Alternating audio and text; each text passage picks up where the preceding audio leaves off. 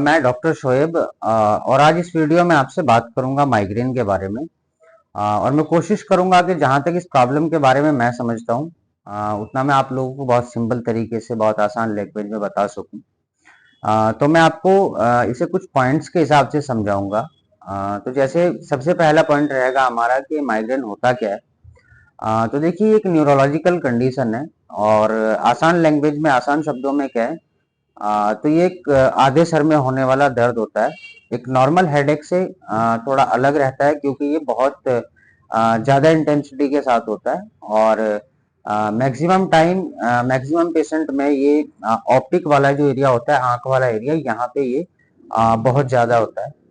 और उसके अलावा ये मेल के कंपैरिजन में फीमेल्स में कुछ ज़्यादा परसेंटेज में होता है। और वैसे ही इसके कुछ सिम्टम्स हैं, कुछ कॉजेज हैं और क्या चीज़ें हमें अवॉइड करनी चाहिए, ये सारी चीज़ें हैं। तो मैं कोशिश करूंगा एक एक कर बताने की।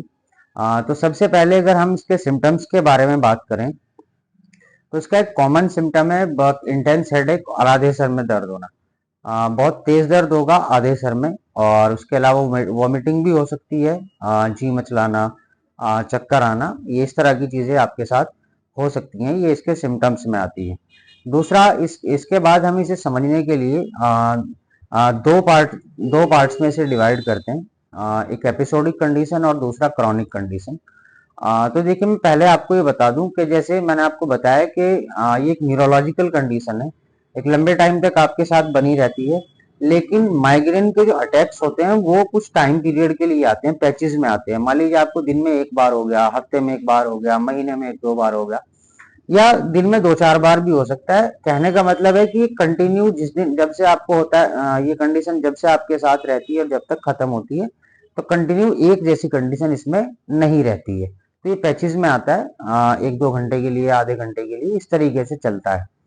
तो अब वही मैं आपको इसके दो पार्ट्स बता रहा था। तो उसमें ये कि अगर आपको एक महीने के टाइम पीरियड में ये 1 से 14 बार तक अगर इसके अटैक्स आ रहे हैं आपको, तो ये एपिसोडिक कंडीशन में रहता है।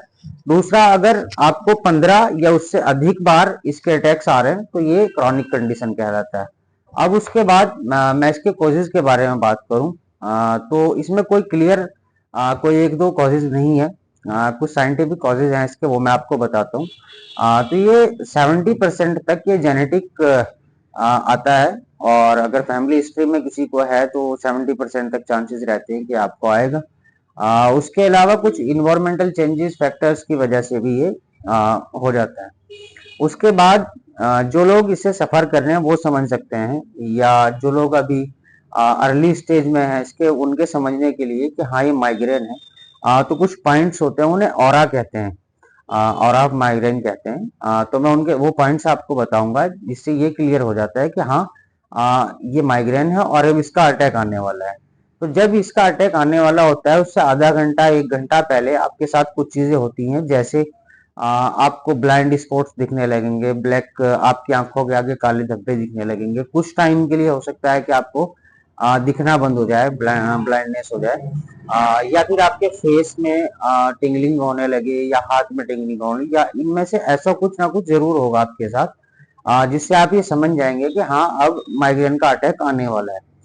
उसके बाद अगर मैं आपसे आगे बात करूं तो देखिए मैं सबसे पहले आपको ये बता दूं कि माइग्रेन एक टेंडेंसी होता है। अब टेंडेंसी किसे कहते हैं, देखिए जैसे पेट्रोल, समझाने के लिए बताऊं आपको, जैसे पेट्रोल एक टेंडेंसी होता है, उसे जलने के लिए किसी ना किसी चीज की जरूरत होती है, किसी चिंगारी की जरूरत होती है आग जलने के लिए। वैसे ही माइग्रेन को क्या का अटैक आने के लिए कुछ ट्रिगर्स की जरूरत होती है। ये किसी चीज से ट्रिगर होगा तो ही इसका अटैक आएगा, अदरवाइज कोई चांस नहीं रहता है जब तक ये ट्रिगर ना हो।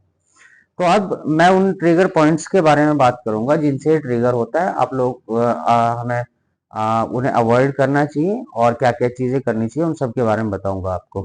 तो सबसे पहले और सबसे कॉमन इसके अटैक्स आने की वजह जो रहता है, 70% तक ये स्ट्रेस की वजह से आता है। जैसे वो मेंटली स्ट्रेस हो या फिजिकली स्ट्रेस हो या फिर इमोशनली स्ट्रेस हो, तो स्ट्रेस की वजह से सबसे ज्यादा चांसेस रहते हैं इसके ट्रिगर होने के। उसके बाद कुछ खाने पीने वाली चीजें होती हैं, जैसे अल्कोहल, कॉफी, चॉकलेट्स, या कोई भी ऐसी खाने पीने वाली चीज जिससे बहुत स्ट्रॉन्ग स्मेल आती है। और उसके अलावा कुछ चीजें ऐसी जो हर वक्त हम लोगों के आसपास रहती है, जैसे लाइट्स हैं, जैसे साउंड हैं, जैसे फ्लैश लाइट्स हैं, सिगरेट स्मोक्स है, और पेंट्स, क्योंकि पेंट से भी बहुत स्ट्रॉन्ग स्मेल आती है, या कोई ऐसा परफ्यूम जिससे स्ट्रॉन्ग स्मेल आती है, उससे भी ये ट्रिगर हो सकता है। अब उसके बाद अगर मैं इसके बारे में और पॉइंट्स के बारे में आपको बताऊं, तो जैसे लंबे टाइम तक भूखे रहना, उसकी वजह से भी आप ये ट्रिगर हो सकता है। शुगर लेवल डाउन चले जाना, उससे भी ये ट्रिगर हो सकता है। या फिर डिहाइड्रेशन हो जाना, वो किसी भी वजह से वो हुआ हो, उससे भी ये ट्रिगर होता है। या फिर बहुत इंटेंस एक्सरसाइज, बहुत लंबे टाइम तक एक्सरसाइज, बहुत हैवी एक्सरसाइज करने की वजह से भी ये ट्रिगर हो जाता है। उसके अलावा एक बहुत कॉमन और आज के समय में एक सबसे जरूरी चीज, ये स्क्रीनिंग टाइम से भी ट्रिगर होता है। स्क्रीनिंग टाइम से मतलब है कि आप मोबाइल के सामने कितनी देर रहते हैं, कितनी देर आप लैपटॉप के सामने रहते हैं, और कितनी देर आप टैबलेट्स वगैरह यूज करते हैं, क्योंकि वहां से भी लाइट आती है और लाइट की वजह से ये ट्रिगर होता है। उसके अलावा ये वेदर से भी ट्रिगर हो सकता है, लेकिन उसमें कंडीशन ये है कि या तो टेम्परेचर बहुत हाई चला जाए, समझ ले कि अबव 40, 45, 50 यहाँ तक अगर टेम्परेचर जाता है, या फिर टेम्परेचर इतना लो आ जाए कि 1, 2, 3 डिग्री तक रहता है, तो ऐसी कंडीशन में ये वेदर से भी ट्रिगर हो सकता है। अब उसके बाद अगर इसके कैसे मैनेज करें, इस बारे में अगर बात करें, तो आपको कुछ मेडिकेशंस हैं, कुछ इसमें आपको लाइफस्टाइल चेंज करना पड़ेगा, जैसे टाइम से सोना, टाइम से उठना, टाइम से खाना, ये सारी चीजें करनी पड़ेंगी। उसके बाद कुछ एक्सरसाइजेस हैं जिनसे आप इसे